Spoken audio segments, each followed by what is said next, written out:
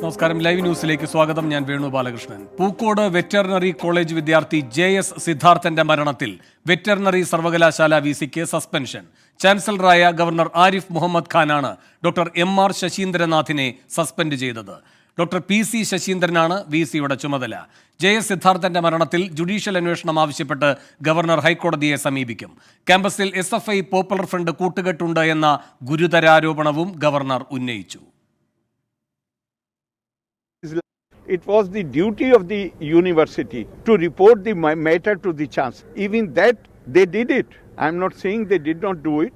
They did it only yesterday. So therefore, we have already decided to suspend the vice chancellor and order an inquiry.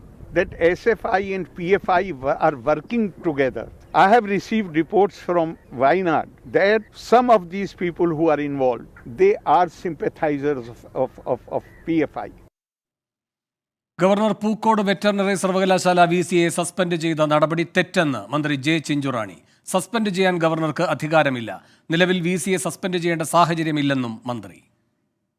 നടപടിക്രമങ്ങൾ നടന്നുകൊണ്ടിരിക്കുന്ന ഘട്ടത്തിലാണ് ഇത്തരത്തിലുള്ള ഒരു അച്ചടക്ക നടപടി കൊണ്ടുവന്നത്. അതിനോട് എനിക്ക് ഒട്ടും യോജിക്കാൻ പറ്റത്തില്ല. അത് ശരിയായ നടപടിയല്ല. ഗവർണർ ഗവൺമെൻറ്റുമായിട്ടോ അതല്ലെങ്കിൽ നമ്മളെ വകുപ്പുമായിട്ടോ ആരുമായിട്ടോ ഒരു ബന്ധമില്ലാതെ വളരെ പെട്ടെന്നാണ് അദ്ദേഹം ഒരു നടപടിയെടുത്തത്. ആ നടപടിയെ നമുക്കൊരിക്കലും അംഗീകരിക്കാൻ പറ്റില്ല.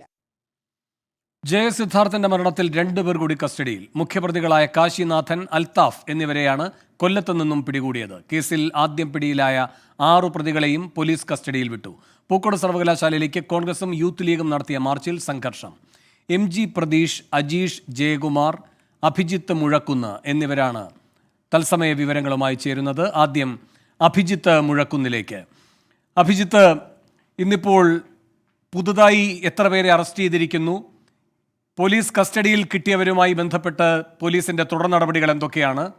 ഹോസ്റ്റലിലടക്കം ഇന്നുണ്ടായ പ്രതിഷേധത്തിന്റെ വിശദാംശങ്ങൾ എന്തൊക്കെ?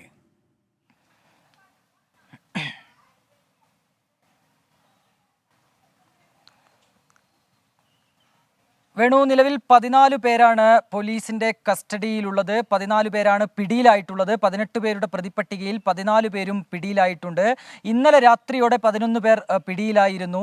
ഇന്ന് 3 പേർ കൂടിയാണ് പോലീസിന്റെ കസ്റ്റഡിയിലാകുന്നത്. അതിൽ പ്രധാന പ്രതിയായ മുഖ്യപ്രതിയായ കാശിനാഥനുമുണ്ട്. ഇതിൽ പ്രധാനപ്പെട്ട ഒരു കാര്യം, ഈ ആദ്യം അറസ്റ്റ് ചെയ്ത പോലീസ് ആദ്യം പിടികൂടിയ 6 പേരെ തിങ്കളാഴ്ച വരെ പോലീസിന്റെ കസ്റ്റഡിയിൽ വിട്ടുകൊണ്ടുള്ള ഒരു ഉത്തരവ് കോടതിയുടെ ഭാഗത്തു നിന്ന് ഉണ്ടായിട്ടുണ്ട്. DYSPയുടെ ആവശ്യം പരിഗണിച്ചാണ് കൽപ്പറ്റ JMCF കോടതി ഇത്തരത്തിലുള്ള ഒരു ഉത്തരവ് പുറപ്പെടുവിക്കുന്നത്. ഏതായാലും കേസിന്റെ വിശദാംശങ്ങളിലേക്ക് വരികയാണെങ്കിൽ, ഈ പ്രതികളെ ചോദ്യം ചെയ്യാനുള്ള നടപടി പോലീസിന്റെ ഭാഗത്തു നിന്ന് നിലവിൽ ഉണ്ടായിട്ടുണ്ട്. ഇനി മനസ്സിലാക്കേണ്ട കാര്യം, കൂടുതൽ പേർ ഇതിനകത്ത് ഉൾപ്പെട്ടിട്ടുണ്ടോ, ഏതൊക്കെ രീതിയിലുള്ള മർദ്ദനങ്ങളാണ് ഉണ്ടായത്, എന്താണ് ഇതിലേക്ക് നയിച്ച കാരണം, കൂടുതൽ പേരുടെ പങ്ക്, ഇക്കാര്യങ്ങളിലൊക്കെ തന്നെ ഒരു വിശദീകരണം, ഒരു വ്യക്തത പോലീസിന് നിലവിൽ വരേണ്ടതുണ്ട്. അതുമായി ബന്ധപ്പെട്ട അന്വേഷണങ്ങളിലേക്ക് നിലവിൽ പോലീസ് കടക്കുകയും ചെയ്യുകയാണ്. അതായത് കൂടുതൽ പേരുടെ പേരിലേക്ക് പ്രതിപ്പട്ടിക നീളാനുള്ള ഒരു സാധ്യത നിലവിലുണ്ട് എന്നുള്ളതാണ് നമ്മൾ മനസ്സിലാക്കുന്നത്. ഇന്ന് വലിയ രീതിയിലുള്ള ഒരു പ്രതിഷേധം പൂക്കോട് വെറ്റിനറി കോളേജിലേക്ക് ഉണ്ടായിരുന്നു. യൂത്ത് ലീഗിൻ്റെയും കോൺഗ്രസിൻ്റെയും ഒപ്പം KSUവിൻ്റെയും ഭാഗത്തുനിന്ന് വലിയ പ്രതിഷേധം അരങ്ങേറി. പൂക്കോട്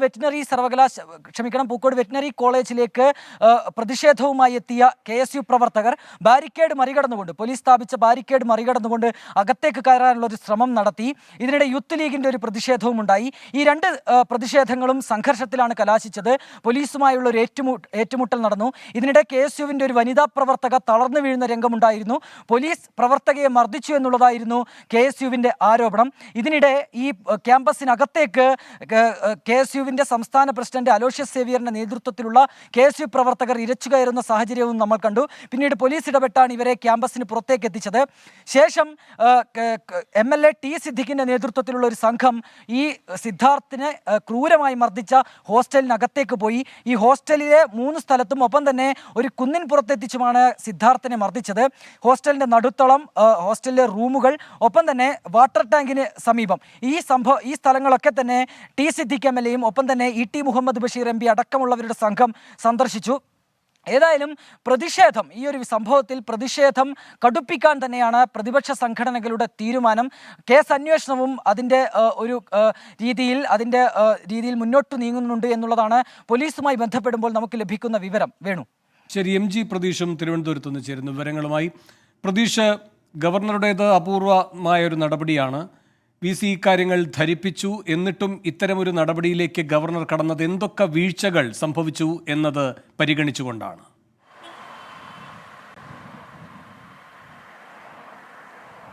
വേണു, സിദ്ധാർത്ഥിന്റെ മരണവുമായി ബന്ധപ്പെട്ട് കഴിഞ്ഞ ദിവസമാണ് ഗവർണർ ആരിഫ് മുഹമ്മദ് ഖാൻ നെടുമങ്ങാട്ടെ വീട്ടിൽ സന്ദർശനം നടത്തിയത്. ഈ സന്ദർശനം നടത്തുന്ന വേളയിലെല്ലാം തന്നെ മാതാപിതാക്കൾ ഗവർണറോട് പറഞ്ഞ കാര്യം കോളേജ് അധികൃതരുടെ ഭാഗത്ത് നിന്ന് വലിയ വീഴ്ച ഉണ്ടായി എന്നതാണ്. കാരണം നിലവിലെ അന്വേഷണവും പ്രതികളായിട്ടുള്ളവരും വിദ്യാർത്ഥികൾ മാത്രമാണ്. പക്ഷേ വിദ്യാർത്ഥികൾക്ക് മാത്രമായി ഇത്തരത്തിലൊരു കൃത്യം അല്ലെങ്കിൽ ഇങ്ങനെ സിദ്ധാർത്ഥിനെ ക്രൂരമായി മർദ്ദിക്കാൻ കഴിയില്ല എന്നതാണ് പ്രധാനമായും മാതാപിതാക്കൾ ആരോപിക്കുന്ന ഒരു കാര്യം. കാരണം കോളേജ് അധികൃതരുടെ ഒരു പിന്തുണയില്ലാതെ ഇത്തരത്തിലുള്ള നടപടികൾ ഒരിക്കലും കോളേജിലോ ഹോസ്റ്റലിലോ അരങ്ങേറാൻ കഴിയില്ല എന്നതാണ് ഗവർണറോട് മാതാപിതാക്കൾ പറഞ്ഞത്. ഇതിന്റെ കൂടി അടിസ്ഥാനത്തിലാണ് ഗവർണറുടെ ഭാഗത്ത് നിന്ന് ഒരു അപ്രതീക്ഷിത നടപടി ഉണ്ടായിരിക്കുന്നത്. കഴിഞ്ഞ ദിവസം ഈ VC നെടുമങ്ങാട്ടെ വീട്ടിലെത്തുകയും കുടുംബാംഗങ്ങളെ കാണുകയും ചെയ്തിരുന്നു. പക്ഷേ ഇന്ന് രാവിലെയോട് കൂടിയാണ് ഗവർണർ വൈസ് ചാൻസലറെ സസ്പെൻഡ് ചെയ്തുകൊണ്ട് ഒരു നടപടി ഉണ്ടായിരിക്കുന്നത്. മാത്രമല്ല, ഇപ്പോൾ ആ കോളേജിലെ തന്നെ പഴയ റിട്ടയർഡ് പ്രൊഫസറായിരുന്ന PC ശശീന്ദ്രന് പകരം ചുമതല നൽകുകയും ചെയ്തിട്ടുണ്ട്. VCയുടെ ഭാഗത്ത് നിന്ന് ഗുരുതര വീഴ്ച ഉണ്ടായി എന്നതാണ് പ്രധാനമായും ഗവർണർ ആരോപിക്കുന്നത്. മറ്റൊന്ന്, കുടുംബം പറയുന്നത് പോലെ തന്നെ സിദ്ധാർത്ഥിൻ്റെത് ആത്മഹത്യയല്ല, അത് കൊലപാതകമാണെന്ന് കൃത്യമായി ഗവർണറും പറയുന്നുണ്ട്. മാത്രമല്ല, കഴിഞ്ഞ ദിവസങ്ങളിൽ പറഞ്ഞതുപോലെ തന്നെ SFIക്കെതിരെ ഗുരുതരമായ ആരോപണങ്ങൾ, വലിയ വിമർശനങ്ങൾ ഗവർണറുടെ ഭാഗത്ത് നിന്ന് ഉണ്ടാകുന്നു. കോളേജ് ഹോസ്റ്റലുകൾ SFI സ്വന്തം ഹെഡ്ക്വാർട്ടേഴ്സായി മാറ്റിയെന്ന് ഗവർണർ പറയുന്നു. ഒപ്പം ആ കോളേജിൽ തന്നെ SFI പോപ്പുലർ ഫ്രണ്ട് കൂട്ടുകെട്ടുണ്ട് എന്നുള്ളൊരു ഗുരുതര ആരോപണങ്ങളും ഗവർണറുടെ ഭാഗത്ത് വരുന്നുണ്ട്. ഈ കാര്യങ്ങളൊക്കെ തന്നെ ചൂണ്ടിക്കാട്ടിക്കൊണ്ടാണ് വൈസ് ചാൻസലർക്ക് നിലവിൽ ഗവർണർ പുറത്താക്കിയിരിക്കുന്നത്. ഈ കോളേജ് അധികൃതരുടെ ഭാഗത്തു നിന്നുണ്ടായ പ്രധാന വീഴ്ചയായി പറയുന്നത് സിദ്ധാർത്ഥിന്റെ മരണം നടന്ന ശേഷം അത് കൃത്യമായി കുടുംബത്തെ അറിയിക്കുന്നതിൽ കോളേജ് അധികൃതരുടെ ഭാഗത്തു നിന്ന് വലിയ പിഴവുണ്ടായി. ആരും തന്നെ സിദ്ധാർത്ഥിന്റെ മരണവിവരമോ സിദ്ധാർത്ഥിന് എന്ത് സംഭവിച്ചോ എന്ന കാര്യം വീട്ടുകാരെ അറിയിച്ചിരുന്നില്ല. അവിടെ ഉണ്ടായിരുന്ന ഒരു PG വിദ്യാർത്ഥിയാണ് സിദ്ധാർത്ഥിന്റെ കുടുംബത്തെ ഇക്കാര്യം അറിയിക്കുന്നത്. അതിനുശേഷം ദിവസങ്ങൾ കഴിഞ്ഞിട്ടും ഒരു ആശയവിനിമയവും കോളേജ് അധികൃതരുടെ ഭാഗത്ത് നിന്ന് ഉണ്ടായിട്ടില്ല. മാത്രമല്ല, ഹോസ്റ്റൽ വാർഡന്റെ ചുമതലയുള്ള ഡീന് പോലും കൃത്യമായി കുടുംബത്തെ കാര്യങ്ങൾ പറഞ്ഞ് ധരിപ്പിക്കുന്നതിനോ അല്ലെങ്കിൽ നടന്ന കാര്യം ബോധിപ്പിക്കുന്നതിനോ യാതൊരു ശ്രമവും ഉണ്ടായില്ല. ഇതൊക്കെ തന്നെ കൃത്യമായി മാതാപിതാക്കൾ പരാതികളായി ഉന്നയിച്ചിരുന്നു. ഗവർണറോടും ഇക്കാര്യം ധരിപ്പിക്കുകയും ചെയ്തതോടുകൂടിയാണ് ഗവർണർ ഒരു കടുത്ത നടപടിയിലേക്ക് പോയത്. മാത്രമല്ല, മറ്റൊരു പ്രധാനപ്പെട്ട കാര്യം, കുടുംബം ആവശ്യപ്പെട്ടത് ജുഡീഷ്യൽ അന്വേഷണം വേണമെന്ന ഒരു ആവശ്യം കൂടിയാണ്. അതുകൂടി ഇപ്പോൾ ഗവർണർ ആ നടപടികളിലേക്ക് കൂടി കടക്കുന്നു എന്നതാണ് നമുക്ക് മനസ്സിലാക്കാൻ കഴിയുന്ന കാര്യം. ഈ ജുഡീഷ്യൽ അന്വേഷണത്തിനായി പ്രത്യേക ജഡ്ജിയെ വേണമെന്ന് ആവശ്യപ്പെട്ട കോടതിയെ സമീപിച്ചുവെന്നും ഗവർണർ ഇന്ന് പ്രതികരിച്ചിട്ടുണ്ട്. എന്തായാലും ശക്തമായ നടപടികൾ സിദ്ധാർത്ഥിന്റെ മരണവുമായി ബന്ധപ്പെട്ട് ഉണ്ടാകുന്നുണ്ട്. അത് ഇതുവരെ വിദ്യാർത്ഥികളിൽ മാത്രം ഒതുങ്ങിയിരുന്ന കാര്യങ്ങൾ കോളേജ് അധികൃതരിലേക്ക് കൂടി നീളുന്നു എന്നതാണ് നമുക്ക് ഈ ഘട്ടത്തിൽ മനസ്സിലാക്കാൻ കഴിയുന്ന കാര്യം. വേണു. ശരി, അജീഷ് ജയകുമാറും കുടുംബത്തിന്റെ പ്രതികരണവുമായി തിരുവനന്തപുരത്ത് നിന്ന് ചേരുന്നു. അജീഷ്, ജയപ്രകാശ് ഈ VCയുടെ നടപടിയോട് എന്താണ് പ്രതികരിച്ചത്? മാത്രമല്ല, ഇപ്പോൾ കൂടുതൽ പ്രതികൾ കീഴടങ്ങുന്നു, പലരെയും പോലീസ് പല ജില്ലകളിൽ തന്നെ എത്തി അറസ്റ്റ് ചെയ്യുന്നു. ഈ അന്വേഷണ പുരോഗതിയിൽ വിശ്വാസമുണ്ട് എന്ന് തന്നെയാണോ ജയപ്രകാശിന്റെ വിശദീകരണം?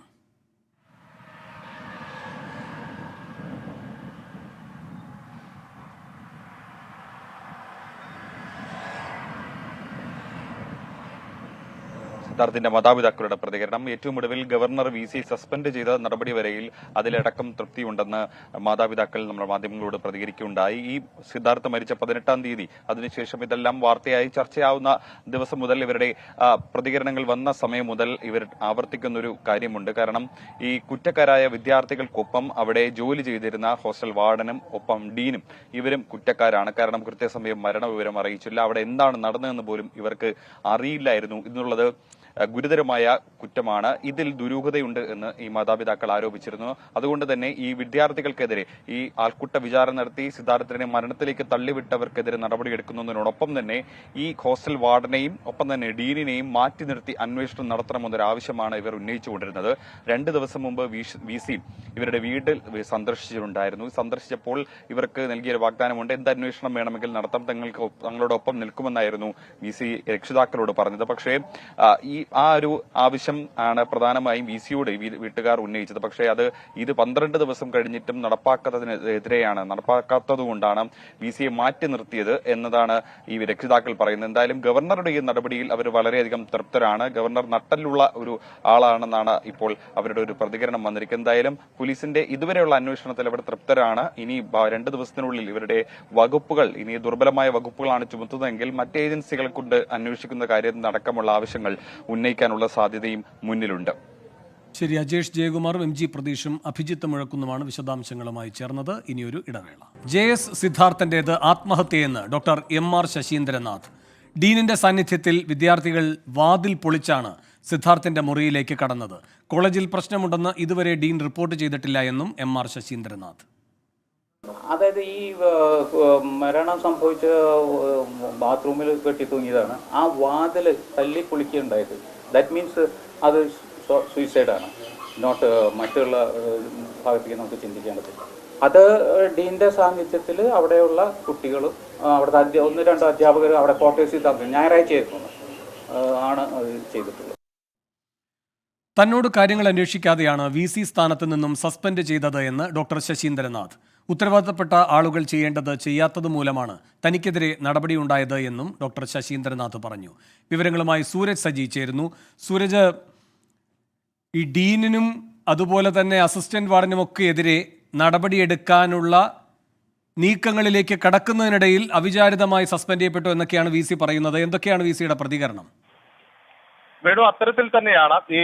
ഇവർക്കെതിരെ നടപടിക്ക് വേണ്ട എല്ലാ തയ്യാറെടുപ്പുകളും പൂർത്തിയായിരിക്കുന്ന സമയത്താണ് ഈ സസ്പെൻഡ് ചെയ്തുകൊണ്ടുള്ള ഓർഡർ വാട്സപ്പിൽ എത്തുന്നതും അതേ തുടർന്നാണ് താൻ ഇവിടെ നിന്ന്, അതായത് ഓഫീസിൽ ഉൾപ്പെടെ ഇറങ്ങി വീട്ടിലെത്തിയതും എന്നുള്ളതാണ് VC വ്യക്തമാക്കുന്നത്. അതോടൊപ്പം തന്നെ ഈ ആത്മഹത്യയുമായി ബന്ധപ്പെട്ടുകൊണ്ട് നേരത്തെ തന്നെ അത് കൊലപാതകമാണ് എന്ന തരത്തിലെല്ലാം തന്നെ ആരോപണങ്ങൾ ഉയർന്നിരുന്നു. അതേസമയത്ത് ഇപ്പോൾ ഇദ്ദേഹം വ്യക്തമാക്കുന്നത് അത് കൃത്യമായും ആത്മഹത്യ തന്നെയാണ്. ഈ വാതിൽ തല്ലിപ്പൊളിച്ചാണ് അകത്തേക്ക് കയറുന്നത്. ആ സമയത്ത് ഡീനിന്റെ സാന്നിധ്യത്തിലും അതോടൊപ്പം തന്നെ അവിടെ ഉണ്ടായിരുന്ന അധ്യാപകരുടെ സാന്നിധ്യത്തിലുമാണ് ഈ വാതിൽ പൊളിച്ച കുട്ടികൾ അകത്ത് കയറുന്നത് എന്നുള്ളതാണ് ഇദ്ദേഹം വ്യക്തമാക്കുന്നത്. അതോടൊപ്പം തന്നെ ഈ സസ്പെൻഷൻ നടപടികളിലേക്ക് ഗവർണർ പോയപ്പോൾ തന്നോട് വിശദീകരണം ചോദിക്കുക എന്നത് സാമാന്യ മര്യാദയാണ്. പക്ഷേ ആ സാമാന്യ മര്യാദ ഗവർണറുടെ ഭാഗത്തു നിന്നും ഉണ്ടായില്ല എന്നും അദ്ദേഹം ചൂണ്ടിക്കാണിക്കുന്നു. ഗവർണറുമായി ബന്ധപ്പെട്ടുകൊണ്ട് വെറ്റിനറി സർവകലാശാല നല്ല ബന്ധമായിരുന്നു പുലർത്തിയിരുന്നത്. സർക്കാരുമായി ഒരു ഏറ്റുമുട്ടലിൽ പോയ സമയത്ത് പോലും വെറ്റിനറി സർവകലാശാലയിൽ അത്തരത്തിലുള്ള പ്രശ്നങ്ങളൊന്നും തന്നെ ഉണ്ടായിരുന്നില്ല. പക്ഷേ ഇത്തരം ഒരു അച്ചടക്ക നടപടിയിലേക്ക് പോയ സമയത്ത് അത് ചോദിക്കേണ്ടിയിരുന്നു, തന്നോട് വിശദീകരണം ചോദിക്കേണ്ടിയിരുന്നു. ആ വിശദീകരണം ചോദിക്കാത്തതിൽ വലിയ മനോവിഷമമുണ്ട് എന്നുള്ളതാണ് അദ്ദേഹം പറയുന്നത്. 4.5 വർഷക്കാലത്തോളം ഈ യൂണിവേഴ്സിറ്റിയുടെ പ്രവർത്തനങ്ങളുമായി മുന്നോട്ട് പോയി. പക്ഷേ ഈ അവസാന 6 മാസം നിലനിൽക്കെ ഇത്തരത്തിൽ ഒരു വല്ലാത്ത ഘട്ടത്തിൽ ഇറങ്ങിപ്പോകേണ്ടി വന്നത് വലിയ മനോവിഷമം ഉണ്ടാക്കി എന്നുള്ളതും അദ്ദേഹം ചൂണ്ടിക്കാണിക്കുന്നുണ്ട്. അതോടൊപ്പം തന്നെ ഈ കുറ്റകൃത്യം ചെയ്തവർക്ക് കൃത്യമായ ക്രിമിനൽ മൈൻഡ് ഉള്ളവരാണെന്നും ഇദ്ദേഹം പറയുന്നു. SFI PFI ബന്ധം ഗവർണർ ഇന്ന് ഈ ചൂണ്ടിക്കാണിച്ചിരുന്നു. അതിനും അദ്ദേഹം കൃത്യമായ മറുപടി നൽകുന്നുണ്ട്. SFI PFI ബന്ധം എന്ന ഗവർണറുടെ ആരോപണം വളരെ ഗുരുതരമുള്ളതാണെന്നും ഗൗരവമുള്ളതാണെന്നും അതിൽ അന്വേഷണം വേണമെന്നും VC ആവശ്യപ്പെടുകയാണ്. ശരി, സൂരജ് സജിയാണ് വിശദാംശങ്ങൾ നൽകിയത്. സിദ്ധാർത്ഥന്റെ മരണത്തിൽ എല്ലാ പ്രതികളും പിടിയിലായിരിക്കുന്നു. 18 പ്രതികളെയാണ് പിടികൂടിയിരിക്കുന്നത്. അതിന്റെ വിശദാംശങ്ങളുമായി അഭിജിത്ത് മുഴക്കുന്നു ചേരുന്നു. അഭിജിത്ത്, എല്ലാ പ്രതികളും പിടിയിലായിരിക്കുന്നു എന്ന് പറയുമ്പോൾ ഈ വിദ്യാർത്ഥികൾക്കപ്പുറത്തേക്കിനി അന്വേഷണം പോകില്ല എന്ന സൂചനയാണോ പോലീസ് നൽകുന്നത്? വേണു, നിലവിൽ പ്രതിപട്ടികയിലുള്ള മുഴുവൻ പ്രതികളും പിടിയിലായി എന്നുള്ളതാണ് പോലീസിൽ നിന്ന് നമുക്ക് ലഭിക്കുന്ന വിവരം. അതായത് പ്രധാന പ്രതി, മുഖ്യപ്രതിയായ സിൻജോ ജോൺസൺ ഉൾപ്പെടെ 18 പേരും നിലവിൽ പോലീസിന്റെ കസ്റ്റഡിയിലുണ്ട്. നേരത്തെ തന്നെ 14 പേർ പിടിയിലായി എന്നുള്ള വാർത്ത നമ്മൾ പുറത്തുവിട്ടതാണ്. 4 പേരുടെ കസ്റ്റഡി കൂടി പോലീസ് ഈ ഘട്ടത്തിൽ സ്ഥിരീകരിക്കുകയാണ്. ഇതിൽ സിൻജോ ജോൺസനെ കൽപ്പറ്റ കോടതിയിൽ അയാൾ കീഴടങ്ങാൻ വരുന്നതിനിടെയാണ് പോലീസ് പിടികൂടിയത് എന്നുള്ള ഒരു വിവരം കൂടി ഈ ഘട്ടത്തിൽ പുറത്തു വരുന്നുണ്ട്. അപ്പോൾ ഈ പോലീസ് ആദ്യഘട്ടത്തിൽ തയ്യാറാക്കിയ എന്നുള്ളൊരു വിവരം 18 കൂടി പേരുടെ ഈ ഘട്ടത്തിൽ പുറത്തു വരുന്നുണ്ട്. അപ്പോൾ ഈ പോലീസ് ആദ്യഘട്ടത്തിൽ തയ്യാറാക്കിയ 18 പേരുടെ പ്രതിപ്പട്ടികയിൽ 18 പേരും നിലവിൽ പോലീസിന്റെ കസ്റ്റഡിയിലുണ്ട്. ഇനി നമുക്ക് വ്യക്തത വരേണ്ടത് ഏതെങ്കിലും തരത്തിൽ കൂടുതൽ പേരിലേക്ക് ഈ അന്വേഷണം നീളുമോ, കൂടുതൽ പേരെ പ്രതി ചേർക്കാനുള്ള ഒരു സാധ്യതയുണ്ടോ എന്നുള്ളതാണ്. നിലവിൽ ഈ പ്രതികളെ, കസ്റ്റഡിയിലുള്ള പ്രതികളെ കൂടുതൽ ചോദ്യം ചെയ്യുന്നതിൽ നിന്ന് മാത്രമാകും നമുക്ക് ആ ഒരു നിഗമനത്തിലേക്ക് എത്താനായി സാധിക്കുക, പോലീസിന് ആ ഒരു നിഗമനത്തിലേക്ക് എത്താനായി സാധിക്കുക. ഏറ്റവും പ്രധാനപ്പെട്ട കാര്യം, മുഴുവൻ പേരും നിലവിൽ പോലീസിന്റെ പിടിയിലായിട്ടുണ്ട്. കഴിഞ്ഞ ദിവസം തന്നെ ചിലർ കൽപ്പറ്റ കോടതിയിലെത്തി കീഴടങ്ങുന്ന ഒരു സാഹചര്യം ഉണ്ടായിരുന്നു, പോലീസിൽ കീഴടങ്ങുന്ന സാഹചര്യം ഉണ്ടായിരുന്നു. കാശിനാഥൻ കൽപ്പറ്റ പോലീസിലെത്തിയാണ് കീഴടങ്ങിയത്, ചിലർ കൽപ്പറ്റ കോടതിയിലെത്തി കീഴടങ്ങി. അങ്ങനെ ഈ ഒരു കേസുമായി ബന്ധപ്പെട്ട് പോലീസ് തയ്യാറാക്കിയ 18 പേരുടെ പ്രതിപ്പട്ടികയിൽ 18 പേരും നിലവിൽ പോലീസിന്റെ കസ്റ്റഡിയിലായിട്ടുണ്ട്. നമ്മൾ 2 ദിവസം മുൻപ് തന്നെ നമ്മൾ ഇക്കാര്യത്തിൽ ഒരു വ്യക്തത വരുത്തിയിരുന്നു. അതായത് ഈ ഒരു സംഭവവുമായി ബന്ധപ്പെട്ട് 18 പേർ മാത്രമല്ല, കൂടുതൽ പേരുടെ ഒരു പങ്കാളിത്തം പോലീസ് സംശയിക്കുന്നുണ്ട്. ആ പങ്കാളിത്തത്തിലേക്ക് പോലീസ് എത്തുന്നത് ഈ കസ്റ്റഡിയിലുള്ള മുഴുവൻ പേരെയും ചോദ്യം ചെയ്തതിന് ശേഷമായിരിക്കും.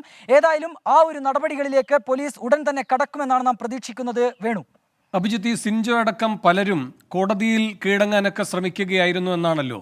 അപ്പോൾ സ്വാഭാവികമായും ഇനിയിപ്പോൾ പിടിച്ചു നിൽക്കാൻ കഴിയില്ല എന്ന സന്ദേശം ഇവർക്ക് കിട്ടിയതിൻ്റെ ഭാഗമായിട്ടാണോ അന്വേഷണവുമായി സഹകരിക്കാം, കോടതിയിൽ കീഴടങ്ങാമെന്നൊക്കെ പ്രതികൾ തീരുമാനിച്ചത്?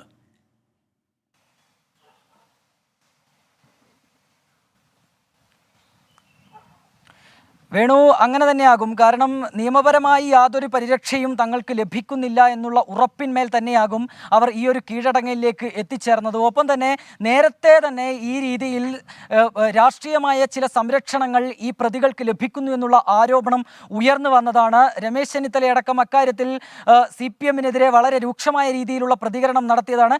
ആ ഒരു ഘട്ടത്തിൽ ഒരു നിർദ്ദേശം അല്ലെങ്കിൽ ആ രീതിയിലുള്ള ഏതെങ്കിലും സന്ദേശം ഇവർക്കുമേൽ ലഭിച്ചിട്ടുണ്ടോ, അതാണോ ഈ കീഴടങ്ങൽ അടക്കം പോകാൻ ഇവർ നിർബന്ധിതരായത് എന്നുള്ള സംശയം ഇപ്പോഴും ബാക്കിയാണ്. ഏതായാലും 18 പേർ കസ്റ്റഡിയിലുണ്ട് എന്നുള്ള കാര്യം പോലീസ് നിലവിൽ സ്ഥിരീകരിച്ചിട്ടുണ്ട്. കൽപ്പറ്റ DYSP-യുമായി നമ്മൾ സംസാരിക്കുമ്പോൾ അദ്ദേഹം അക്കാര്യം ഉറപ്പുവരുത്തിയിട്ടുമുണ്ട്. മുഴുവൻ പ്രതികളും പിടിയിലായിരിക്കുന്നു. ഈ കേസുമായി ബന്ധപ്പെട്ട് ഏറ്റവും പ്രധാനപ്പെട്ട കാര്യം തന്നെയാണിത്. സിദ്ധാർത്ഥ് മരിച്ച ദിവസങ്ങൾ, അതായത് ഏതാണ്ട് 14 ദിവസങ്ങൾക്ക് ശേഷമാണ് ഈ ഒരു മുഴുവൻ പ്രതികളിലേക്കും പോലീസ് എത്തുന്നത്, മുഴുവൻ പ്രതികളെയും കസ്റ്റഡിയിലെടുക്കുന്ന നടപടിയിലേക്ക് പോലീസ് എത്തുന്നത് എന്നുള്ളതാണ് ഏറ്റവും പ്രധാനപ്പെട്ട കാര്യം. സംസ്ഥാനത്തിൻ്റെ വിവിധ ഭാഗങ്ങളിൽ ഇവർ ഒളിവിൽ കഴിഞ്ഞിട്ടുണ്ട് എന്നുള്ളതാണ് മറ്റൊരു വിവരം. അതായത് സംസ്ഥാനത്തിനകത്തും സംസ്ഥാനത്തിന് പുറത്തേക്കും ചിലർ കടന്നിരുന്നു, ചിലർ ഒളിവിൽ കഴിഞ്ഞിരുന്നു. ഇവിടെയൊക്കെ എത്തി ഇവരെ പിടികൂടുന്ന ഒരു സാഹചര്യമുണ്ടായി. ചിലർ കോടതിയിൽ കീഴടങ്ങുന്നത് നമ്മൾ കണ്ടു, ചിലർ പോലീസിൽ തന്നെ നേരിട്ടെത്തി കീഴടങ്ങുന്ന സാഹചര്യമുണ്ടായി. ഇന്ന് 4 പേർക്കായുള്ള ലുക്കൌട്ട് നോട്ടീസ് പോലീസ് പുറപ്പെടുവിക്കുന്നതും നമ്മൾ കണ്ടതാണ്. ഏതായാലും ഗത്യന്തരമില്ലാതെ കൂടുതൽ പേർ പോലീസിൽ കീഴടങ്ങുന്നു, മറ്റു ചിലരെ പോലീസ് പിടികൂടുന്നു. മുഴുവൻ പ്രതികളെയും പോലീസിന്റെ പിടിയിലായി എന്നുള്ളതാണ് ഏറ്റവും പ്രധാനപ്പെട്ട കാര്യം. വേണു, ശരി. സിദ്ധാർത്ഥൻ മരിച്ച സംഭവത്തിൽ എല്ലാ പ്രതികളും പിടിയിലായിരിക്കുന്നു. 18 പ്രതികളാണ് ഇതിൽ പങ്കാളികളായി ഉള്ളത് എന്നാണ് പോലീസിന്റെ ആദ്യഘട്ട അന്വേഷണത്തിൽ വ്യക്തമായിരുന്നത്. ഈ 18 പ്രതികളും ഇപ്പോൾ പിടിയിലായിരിക്കുകയാണ്. അഭിജിത്ത് മുഴക്കുന്നാണ് വിശദാംശങ്ങൾ നൽകിയത്. ഈ റിപ്പോർട്ടോടെ ലൈവ് ന്യൂസ് പൂർണ്ണമാകുന്നു. ഇനി രമേശ് ചെന്നിത്തലയുമായുള്ള അഭിമുഖ പരിപാടി കാണാം. Answer please.